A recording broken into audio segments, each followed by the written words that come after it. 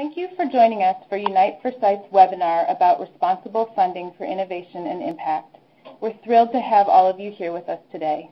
My name is Amy Bellman-Davis, and I am the Executive Director of Unite for Sight. I'll briefly introduce you to Unite for Sight, review the webinar logistics, and then we'll hear from our 5 expert panelists. Unite for Sight is a global health nonprofit organization that promotes high-quality care for all. We offer extensive global health and social entrepreneurship education programs. Our Global Health University program offers a free webinar series, including today's webinar. We also offer 20 online certificate programs for students and professionals. Many students receive academic credit for completion of our certificates, and professionals often pursue the certificates for professional development. The certificate topics range from a certificate in global health, to a certificate in responsible NGO management, to a certificate in cultural competency.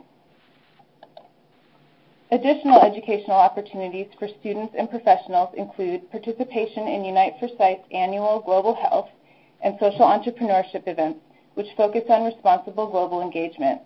Our 16th annual Global Health and Innovation Conference, which is the world's largest global health and social entrepreneurship conference, will be on April 13th and 14th, 2019 at Yale University. The conference includes 300 speakers and more than 2,000 participants for a weekend exchange of ideas across all disciplines of global health, international development, and social entrepreneurship. The conference website may be found at www.uniteforsight.org/conference. We also have healthcare delivery programs that provide care to patients living in extreme poverty. We partner with phenomenal local eye clinics in Ghana, Honduras, and India to provide quality eye care to patients who otherwise would be unable to access or afford care. These programs are locally led and managed by the local medical professionals, and our collaboration has provided eye care to over 2.5 million people by local doctors, including more than 103,000 sight-restoring surgeries by local ophthalmologists.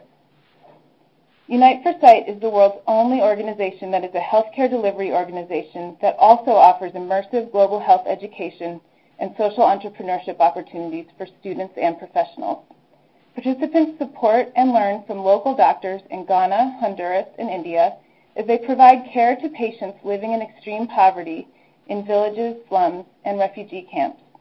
Participants learn from the local medical professionals about patient barriers to care and about effective strategies to reach the hardest-to-reach patients who are otherwise unable to access or afford care.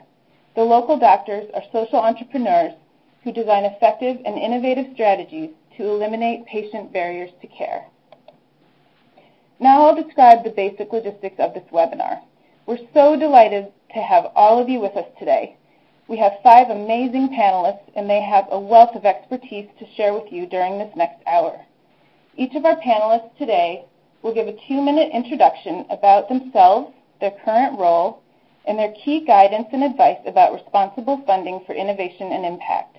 We'll then dedicate the remaining time to your questions and answers. We received stellar questions already submitted from you, our audience, by Tuesday's question submission deadline. We selected the most common and most thoughtful questions to ask our panelists. We also invite you to submit additional questions in the text box on the left of your webinar screen, and we will include some of those questions in our discussion today as well. We also encourage you to tweet about the webinar, including your key lessons learned, by using the hashtag GHUWebinar, and you can see the hashtag in the webinar visuals on your screen. We'll proceed with having our panelists introduce themselves in alphabetical order. I'm delighted to introduce you to our first panelist, Paul Ellingstad.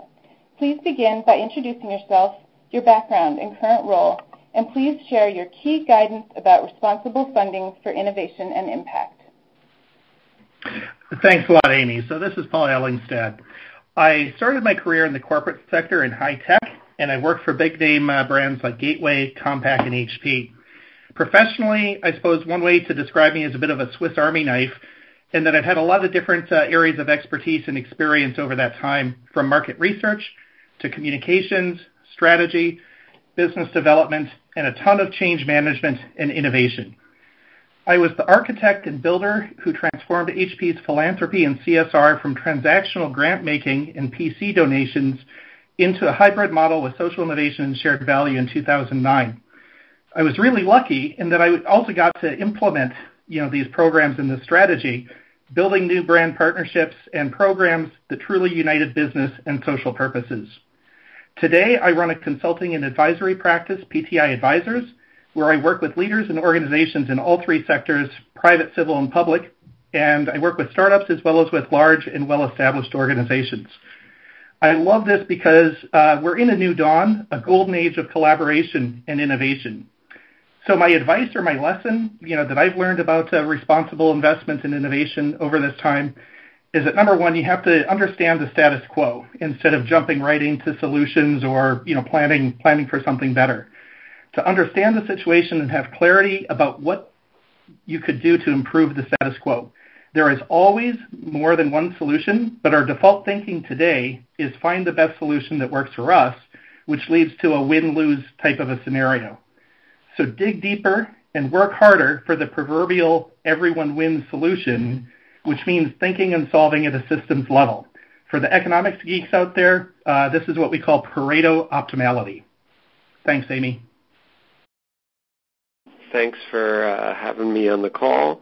My name is Jordan Levy. I'm the Chief External Relations Officer here at Ubuntu Pathways.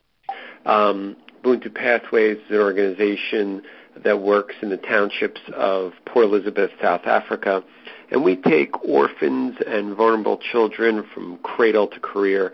And when we're talking about that, we have found that working in these townships with a vulnerable population, the essential thing is an approach that prioritizes depth over breadth. And what we mean by that is being part of the local community. We understand the variety of challenges facing young people as they struggle to thrive in these tough settings. And what we've realized is that the most effective approach is a layered one, where multiple and comprehensive services are needed to serve these families over a long period of time. We find that it's very difficult to make any impactful change in a short time period, and in reference to this topic, in what's normally a grant cycle, even though impact numbers and metrics are demanded within that time period, the reality is that for all of us, change and behavior change takes a long time, and in these circumstances, usually even more. So overall, my career path has been one where I went down to South Africa to volunteer for 6 months, ended up living there for 11 years, and really seeing things firsthand on the ground and working in more of a programmatic managerial role, and then later in my career transitioning to the external relations fundraising space. And in seeing all of that, what is evident to me is that organizations who strive to have an impact need to drive their priorities to having a strong business plan and sell that type of business plan to possible investors, as opposed to being reactive to the missions and desires of funders and trying to fit yourself into their vision. Because you're not going to serve either party very well by doing that. It's got to be driven by those closest to the issues. Thanks. Great. Thank you, Jordan. Ted London, would you please introduce yourself? Thank you, Amy and Jennifer and everyone at the Unite for Sight for doing this. I think it's going to be a terrific panel, and I appreciate the opportunity to be on it. Briefly, I have spent about 3 decades now exploring the role of business in addressing social issues, particularly poverty. And I've done it from several different angles. I was originally in the Peace Corps in the late 1980s in Malawi. I've worked for companies, nonprofits, and now I'm in academia.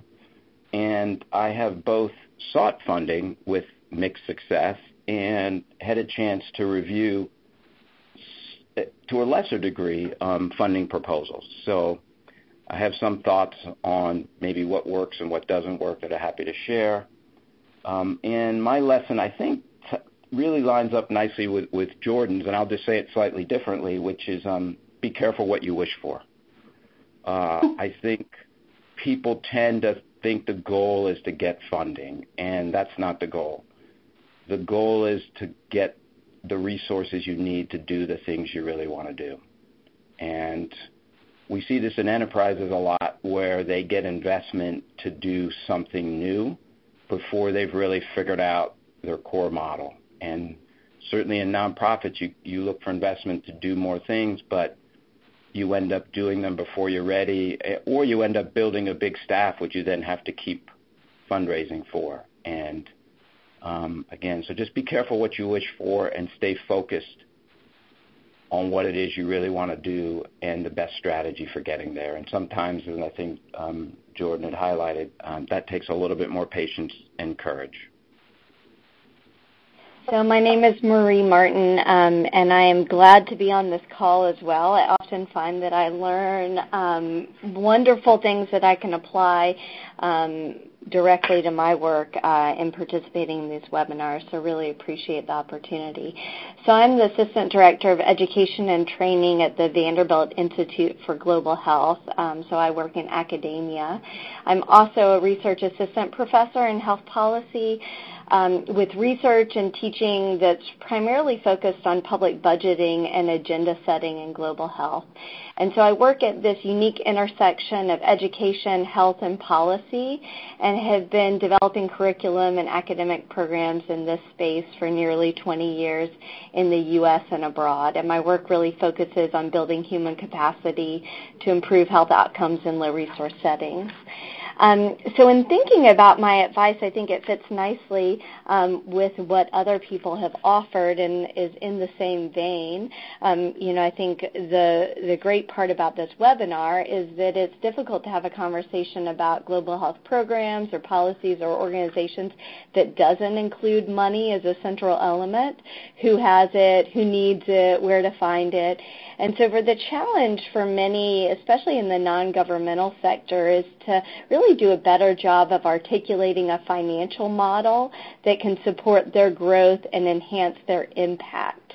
So thinking about how to use data to quantify impact, telling a compelling story of a return on investment, not necessarily about filling a gap, but about maximizing an opportunity. And I often go back to the late Greg Dees, who's a pioneer in the field of social enterprise, who really emphasized this need to understand both the donor value proposition and the recipient value proposition. And for NGOs, one strategy may be to think about it through a business lens of really identifying a triple bottom line where it's appropriate, and thinking about the social, environmental, and human returns on the investment through their programs. Finally, we have James Nardella from the Skoll Foundation. Hi, everyone. A pleasure to be with you today. I serve as a principal on the portfolio and investments team here at the Skoll Foundation. The Skoll Foundation is the philanthropic initiative of Jeff Skoll, who was the first president of eBay, and we are responsible for two primary programs. The one is the Skoll Awards for Social Entrepreneurship, which are given to 4 to 6 organizations from around the world each year, and then the Skoll World Forum on Social Entrepreneurship, which is a global gathering at Oxford University that brings together social entrepreneurs, funders that fund them, academics that study them, media that follow them. And so our mission is to invest, connect, and celebrate social entrepreneurs who are driving large-scale social change on some of the world's most pressing problems. And prior to Skoll, I was the longtime executive director of an organization called the Lawala Community Alliance, which is a Kenyan health and development organization that's affiliated with Vanderbilt University. So Marie Martin and I go way back. And Lawala targets a rural population in western Kenya, best known for, and the organization is best known for its approach to increasing child survival, for improving access to primary health care, and increasing school completion for girls. And so I built that organization to a staff of 76 full-time staff and a budget of a few $1 million a year, and the partnerships that support that, including partnerships like Ronald McDonald House Charities and USAID and Planned Parenthood. And so I've had that experience. I think I would also say that an important part of my personal story is that I actually had a first career prior to working in international development, which was that I was a creative professional as a theater artist, so I don't have a totally orthodox background. And I do think that having come from the theater has played an important role in my work as a fundraiser, in that the theater teaches us how to be very good storytellers about who we are, where we're headed, why it matters, what happens if we get there, what happens if we don't, and to generate enthusiasm around those ideas. The theater taught me how to deal very well with rejection. You know, if you're an actor, you audition many times for the few roles that you get, and it's a lot easier to raise money if you're okay with rejection. And then I also think that theater was helpful in increasing my emotional intelligence and understanding how people function and how to see from another's perspective. And part of fundraising is understanding the dynamics and incentives that drive a funder, which are different than the dynamics and incentives which drive a doer. My biggest lesson as a fundraiser and now as a funder at the Skoll Foundation is just that impact leads to revenue, not revenue leads to impact. And what I mean by that is that a lot of organizations will come to us and say, if only we had X number of dollars, we could accomplish Y impact. And I think the onus is on the organization to say, with these funds that we've already had, we achieved this impact. We have reduced under 5 mortality, or we have driven down the transmission rates of HIV, or we have reduced the presence of infectious worms. And because of that impact, we believe that we are ready for more revenue. And if we had more revenue, we could achieve more impact. And I saw that lesson really play out with Lawala's relationship with Ronald McDonald House Charities. The organization received several $1 million over a, say, 6 to 8 year period through a series of grants. But there were years where we were not funded by them, and there were years where Lawala was funded by Ronald McDonald House Charities.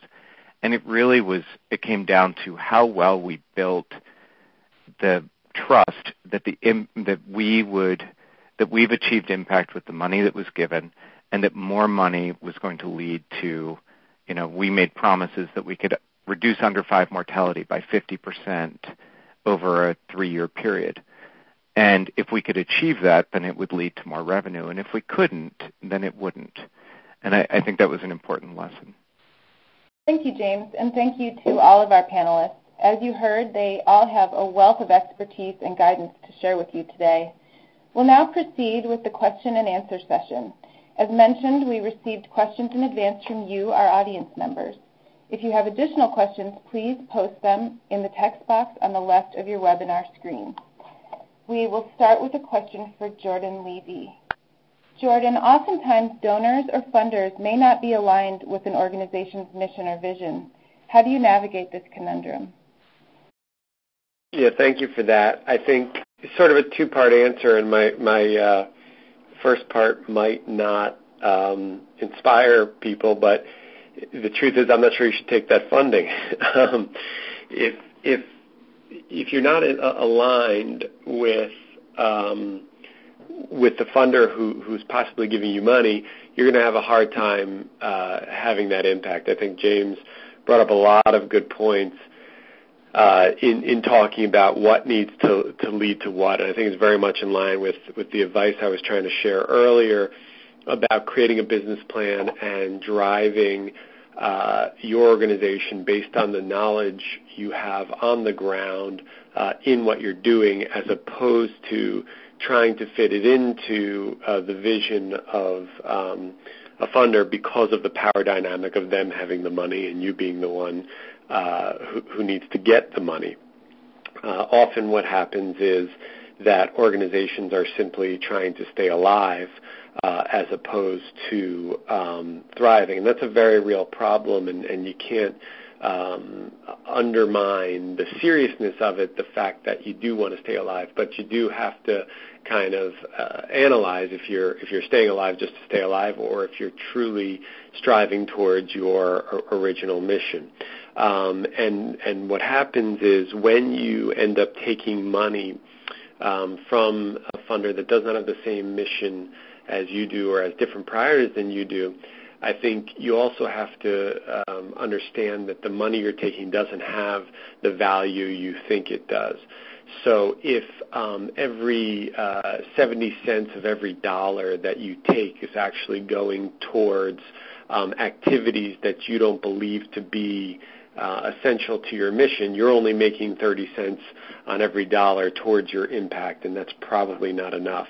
And what you'll often do is end up building program streams or other activities, kind of aside to what you do. And what often happens with that is when the money dries up, you don't end up continuing them or seeking additional funding to continue them because you never really wanted to do them in the first place.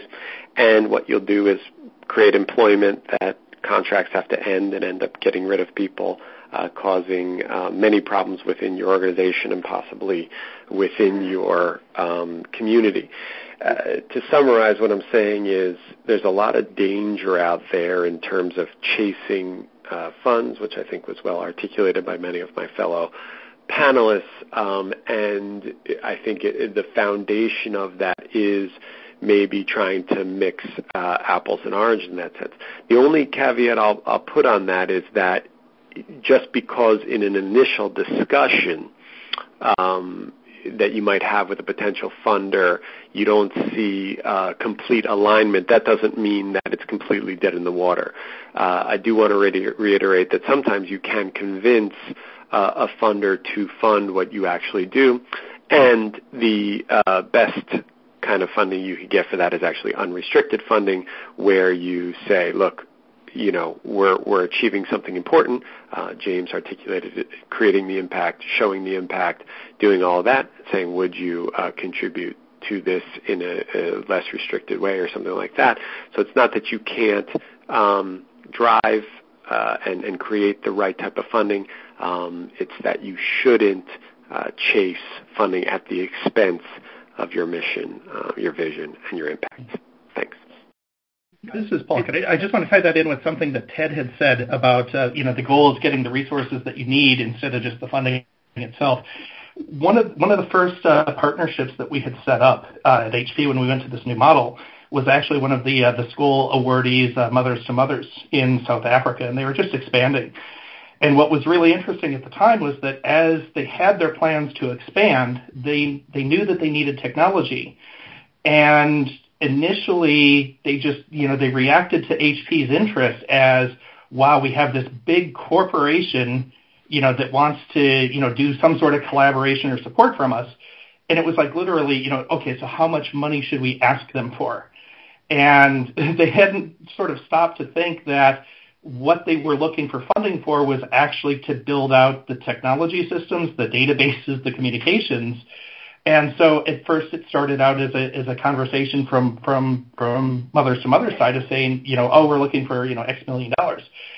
We had to sort of step back and say, okay, well, let's talk about what you're looking to do. Guess what? We actually have the technology and the wherewithal and the expertise to build the information systems for you.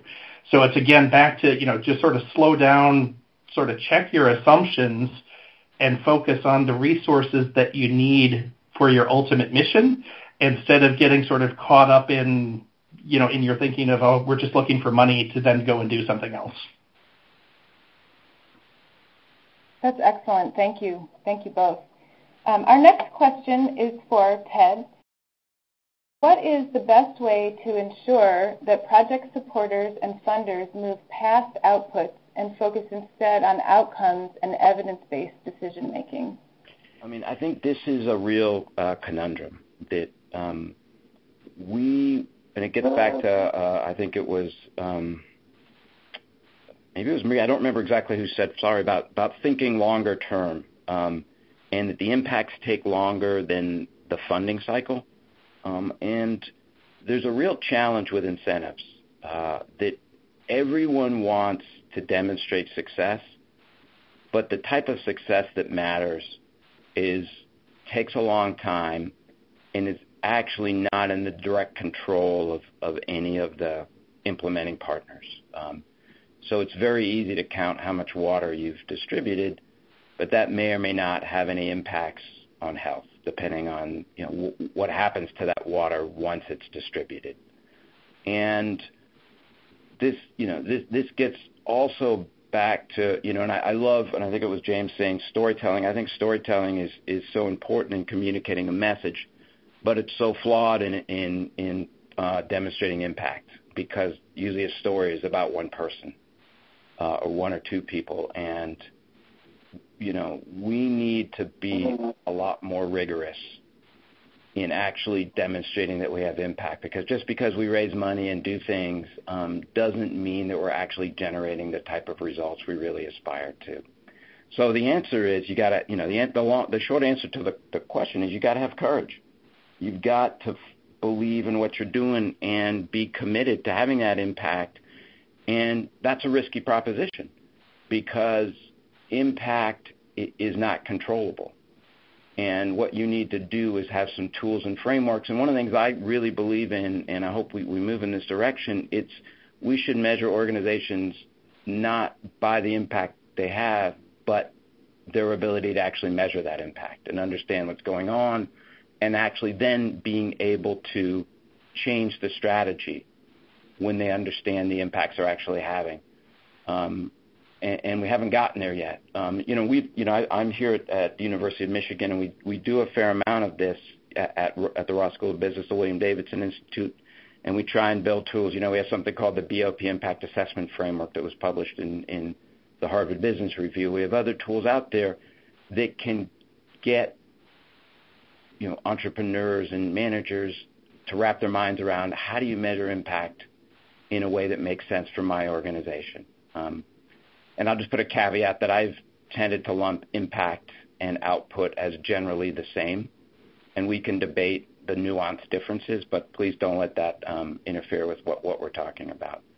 So I think it's really about courage and sticking to your guns and making sure you stay true to what you really want to do. Thank you, Ted. I think we'll shift gears now just a bit with a question that came in for Paul Ellingstad. Paul, what recommendation do you have for NGOs to pursue and secure multi-year funding rather than just single-year funding? Thanks, Amy. I think a couple of these points have already been hit in terms of knowing your long-term mission and having a very clear plan, not only your mission, but what how you're going to accomplish it. I really think what James had said resonated about showing what you've been able to do with the resources that you have makes a very compelling argument to go seek additional resources, whether that's funding or something else. There's a cliche saying, plan the work and then work the plan. Oftentimes, particularly when it comes to funding, either one of two things tends to happen. Either, there's sort of no plan and it's a little bit of a roll the dice of, well, if we get the funding, we'll come back and we'll show you what we can do. It's almost like, the approach of doing a pilot that we're going to go explore what we can do with a certain amount of funding or resources. Or the flip side is that the plan is so rigid that once you start executing and things change and some of your assumptions that have been made, don't quite hold up to what you had planned, but then there's no flexibility to actually adjust, that strategy and that plan. So particularly in the tech sector, one of the buzzwords is agility. It's having a clear vision, having a clear plan to start with, but then also, being very honest, very clear about what's working and what's not, and adjusting the plan accordingly. And then, carrying that over, again, when you're building the relationship with a funder or any other sort of partner, you have to build up the trust and have the transparency and the clarity of, of, why you're partnering in the first place, what each, person in this collaboration is contributing, but then also, checking this and adjusting it as you go. I think too often it's again seen as, we're going to, go and try to get the funding and, then we'll come back, almost treat it as a second go around, after we see what we've done with that. Plan out a longer term relationship beyond just that, one sort of shotgun wedding approach to getting funding from a partner. Great. Thank you, Paul. Marie, the next question will be for you. Many individual donors and foundations only want to fund direct services, which leaves organizations without funding for infrastructure. What strategies might be used to work through this? Yeah, so this is a tough situation, right? I've seen current estimates that only about 20% of donor funding is unrestricted, but yet operating costs can range from anywhere around 21% to 89% of an organization's budget. And it's, I think, difficult to work with that kind of maybe even set of assumptions, especially when you have sites like Charity Navigator where overhead funding somehow becomes a proxy for efficiency and effectiveness, and we know that that's not the case. So I think some of it goes back to what James and Ted and others were saying about communicating your message of impact. And obviously defining impact really is unique to the organization, but having a compelling way to communicate that I think is essential. George Overholser, who's really a guru of innovation and nonprofit sector finance, pioneered this distinction in the nonprofit sector between money to buy services and money to build organizations. And I think what we find, especially in the non-governmental sector, is that leaders are really much better at developing programs than they are at actually funding and building their organizations, which makes it difficult for funders to understand the impact of their dollars. And so ultimately, if you think about the best way for non-governmental organizations in the global health space to improve health and well-being, it's really if they have a strong and effective organization behind their work, and that includes human resources and infrastructure. So some of it is really thinking like a business and articulating a message of how capital costs are used to translate and maximize benefits. So some of the strategies that I'll throw out that I've seen utilized elsewhere and would be very curious to hear fellow panelists comment on some additional strategies is actually calculating your full cost. So actually thinking intentionally about a budget that includes your real costs and real infrastructure and the capacity you need to get there. So not just overhead, but really what are your day-to-day associated expenses of running programs? What are the costs that are really required to make an impact or run a successful program? And when you're thinking about your ask from donors in particular, to make sure you're not undercutting your mission by asking for less and promising more. And when you calculated your full cost, then it really allows you also to identify some opportunities for cost sharing part of the burden, saying, this is what our organization brings to the table, and this is what we need from you. And in that way, it becomes more of a donor education strategy. So this messaging where you're educating donors about the critical importance of capacity capital. So painting a picture that the infrastructure is needed to support the service that the donor wants to fund. One of the largest meta-analyses of trends in giving is that people, donors in particular, give to their own interests, and they want to see a return on their investment. And so sometimes that's really hard, especially if you're working in education, you're farther upstream, it's hard to quantify impact. But to whatever degree possible, you can create kind of a compelling funding proposal that shows how these full cost increase your ability to create impact, and that money to build is just as important as money to buy services, about the importance of talented employees to contribute to the mission and things like that, then that can be at least one way to try to engage in a conversation about how funding could be used to meet the interest of your organization, but also of the donors, and finding a way. I think I can't remember who mentioned it on the call, but finding a way to maybe identify a funding source that ultimately meets everyone's needs, even if there were initial kind of differences in approach or differences in intent. Thank you, Marie. James, the next question is for you, and what are the common pitfalls that you see in funding applications? What do people do that maybe isn't in their best interest? Well, I think that Skoll Foundation is a little bit different than other funders in that we don't accept unsolicited applications. The Skoll Awards for Social Entrepreneurship are the gateway into the foundation's funding space.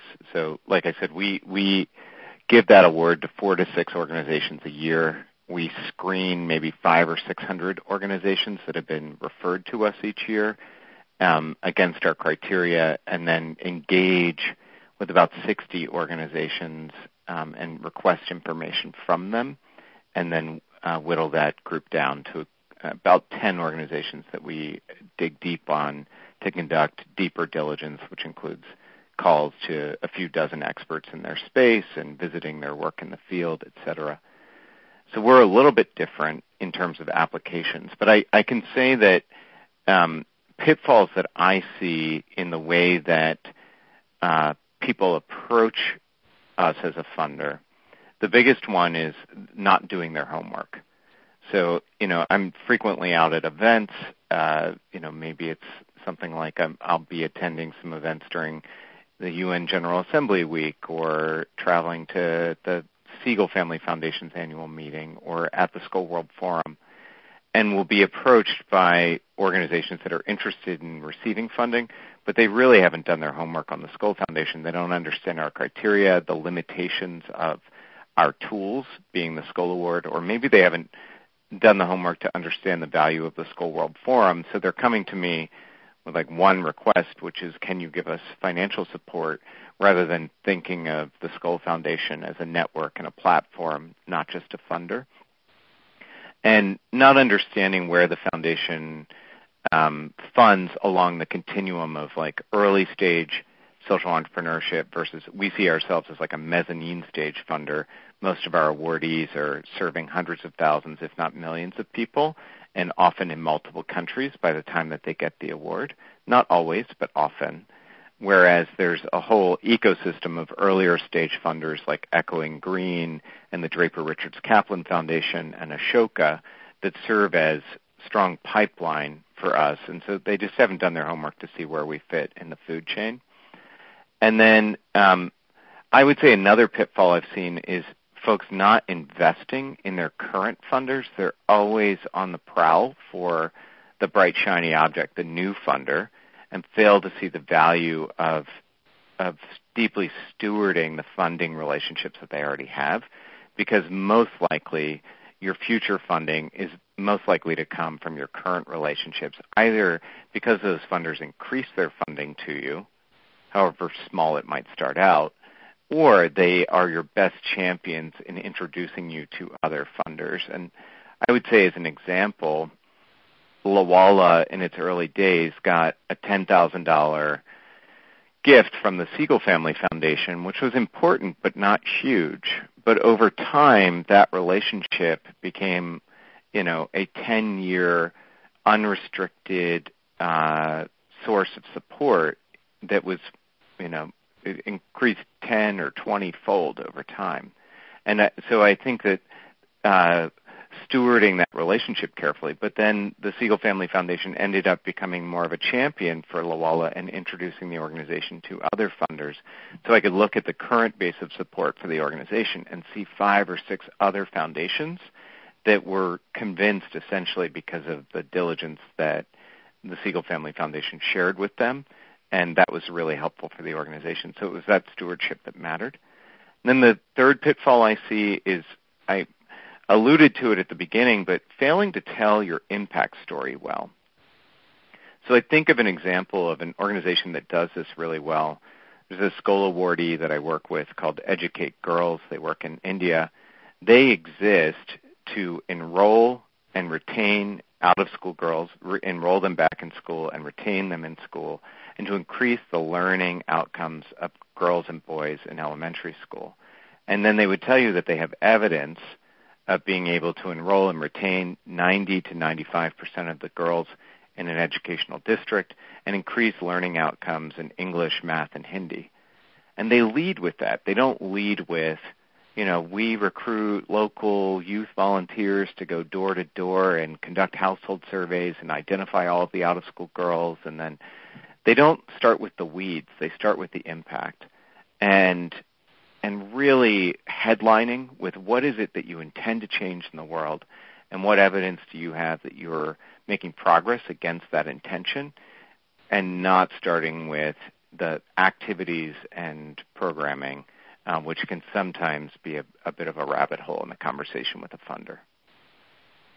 Thank you, James. Continuing along the lines of what James was discussing with regard to stewardship, our next question is for Jordan. Jordan, what do you think are the best ways to manage donors and to ensure that they are engaged as ongoing responsible donors? So I think, once again, helpful to piggyback off of previous answers and to touch on some of the themes that James mentioned.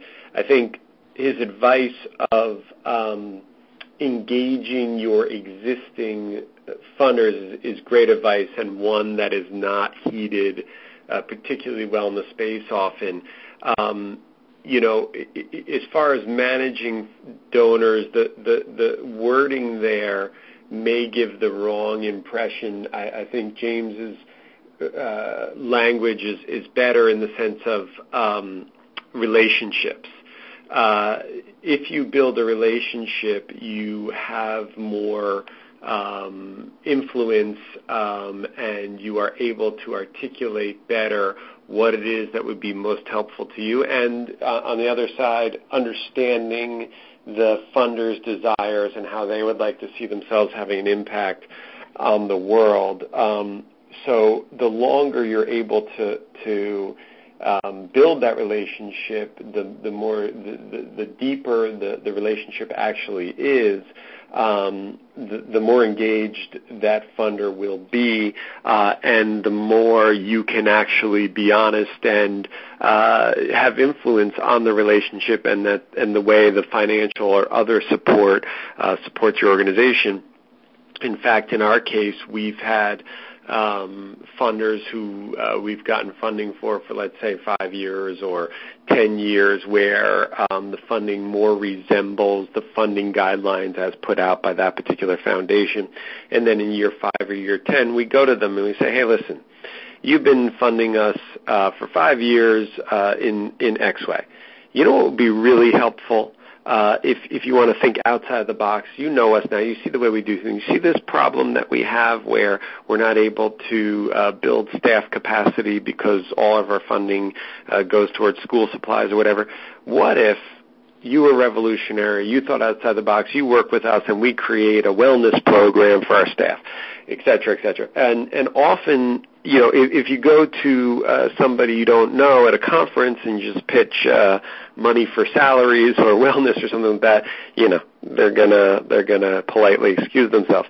But if you're in a long-term, relationship, quote unquote, with a funder, and you talk them through it, and it comes up organically, and you bring it up, and you create an understanding, often people will be open and flexible and kind of stick with you and even help you out in a different way. So really, it's a very human thing at the end of the day.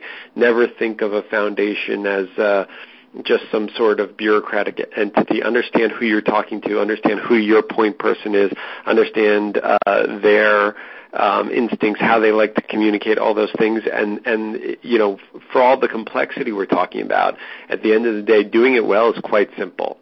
Build a real human relationship, and sometimes even somewhat of a professional friendship, and you'll have a much better chance at truly engaging with that person and the institution they represent.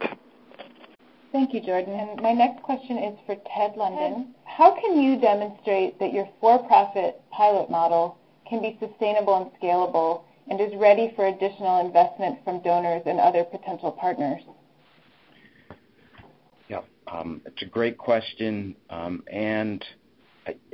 So I think this applies to all of us, but we try to offer generic answers, but they're all related to our specific experiences.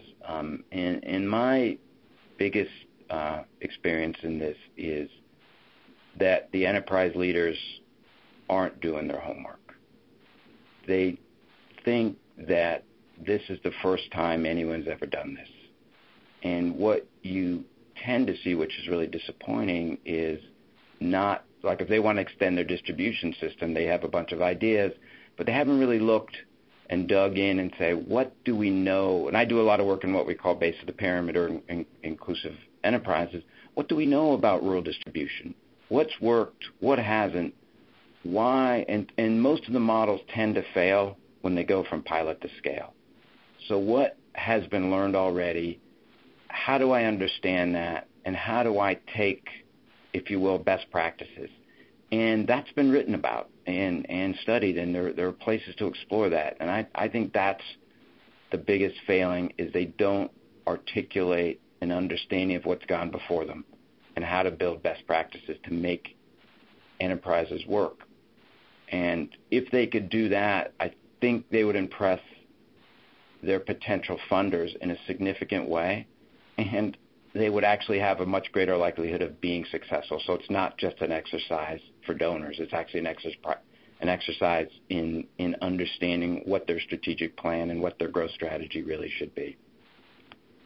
Great, thank you. So along the same lines, we have another question about scaling up a program. This one is for Marie. When you believe that a program is ready to be scaled up, are there particular strategies for pursuing funding that differ from those one might use for the initial program? Great question, Amy. I think, from at least an academic vantage point, there are few empirical studies that really have investigated the scale-up of social programs, but yet, policymakers and program implementers and others really have to forge ahead and provide funding and guidance for scaling up effective solutions. And so, pilots, because they're small, they often don't require a lot of capital, but at least from my experience, scale-ups really, at the end of the day, involve multiple partners, and few, if any, organizations really have all the resources and knowledge that are needed for scale-up, and they have to rely on different partners to leverage expertise to meet those different needs. So if you think about scaling being multi-sectoral, imagining supply chains, capital investment, distribution, thinking about the different constituents. And so in imagining that, one of the central questions is really how do you find partners? And I think some of the things that Jordan and James already identified about, building and cultivating the relationships with those that you've already engaged successfully on past projects can be the beginning of a larger scale-up, strategy, if you will. Obviously you can find partners by searching for them, or with a good media presence or brand, they may find you. But really thinking about how you can work within your existing networks, to span other organizations that may be facilitated or embedded in those same networks and may bring different expertise to bear, but building consortia that really allow you to mitigate risk and spread the wealth and ultimately do potentially a greater service in terms of enhanced impact in communities. Thank you, Marie. The next question is perfect, I think, for Jordan. How do you engage local communities to help fund local programs?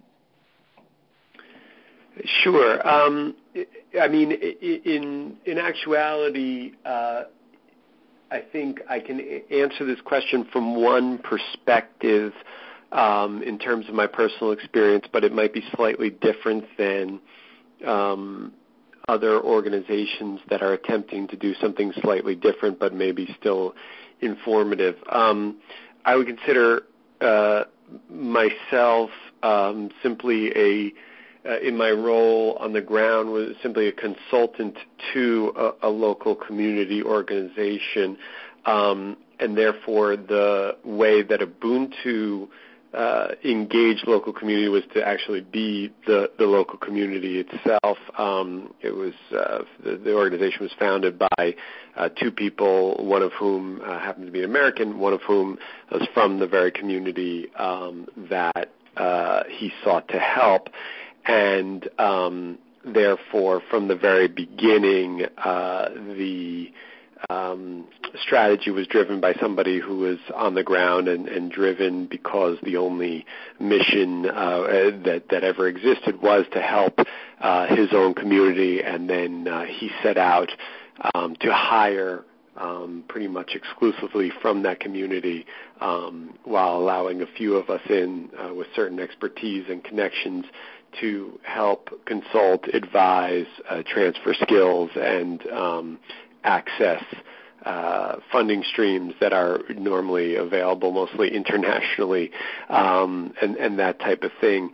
But the best things I think that the executive of Ubuntu ever did was to set principles that we follow that help guide our work and help us stay engaged, and one of those being to hire locally and as infrequently as possible to bring in those who are not from the very community we're trying to help to do the actual work of that guides our mission. So hiring locally, and making sure that those who are in strategic positions are from the local community. And what I think the challenge you'll find in doing that is if you're going into a community or you're working within a community that is resource poor, often, especially if you're looking at education and skills and those types of things, you might not necessarily find certain types of skills and education existing there. So you have to create capacity building within that. So when you're sticking to the principles, you might encounter challenges that tempt you to then, okay, let's just go in and bring somebody who already has the skills in. It's about building layered programs where you transfer skills as opposed to replace local people, and doing things that will, again, cause it to be a longer timeline than you might have anticipated earlier. And in summary, in order to engage local communities, whether you are an organization that does go to other countries and is trying to scale up, or you are a community-based organization, you're going to need to have patience, because if you're truly engaged and you want to work within a community setting, like with anything, you're going to have to deal with politics. You're going to have to deal with the challenges of the country that or the community that are the very reason for the existence of the organization in the first place, and change will not happen overnight. And make sure your ambitions are set properly, and make sure that you're actually have the patience to stick to your principles, not just the desire, but not to get tempted at any point to abandon the principles and the timeline, because you will be tempted quite frequently, and you have to have a lot of fortitude to stick with it otherwise. Thanks. Thank you, Jordan. James, the next question is for you. What have been your greatest lessons learned as a foundation to ensure that funding makes the greatest impact in the field? Thank you, Amy. At the Skoll Foundation, probably what's most unique about what we're doing is we believe that social entrepreneurship serves as the R&D for global development.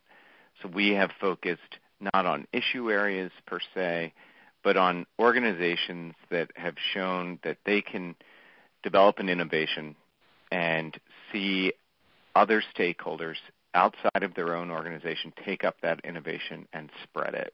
So an example would be Last Mile Health. In working in rural Liberia, they pioneered a new approach to community health workers, making sure that they were paid, professionalized, supervised, part of data feedback loops, that they were working alongside government, not as a parallel program. And at the back end of the Ebola crisis, the Last Mile Health programming model was adopted in a national package across all of Liberia as the new National Community Health Assistant Program in Liberia. And we look for that combination of organizations that are pushing their own innovation, but not just trying to scale on their own, but that they're looking for impact at scale. And so one of our biggest lessons is what it takes to actually drive impact beyond the walls of your own organization is these really collaborative mindsets and partnership approaches like what I was just talking about with Last Mile. And then the second thing is that we have learned to invest for the long haul. So we start with the Skoll Award. It's an initial award of 3 years, $1,250,000 currently over 3 years, but it's unrestricted core support because we're betting on the ventures themselves, not on an individual program.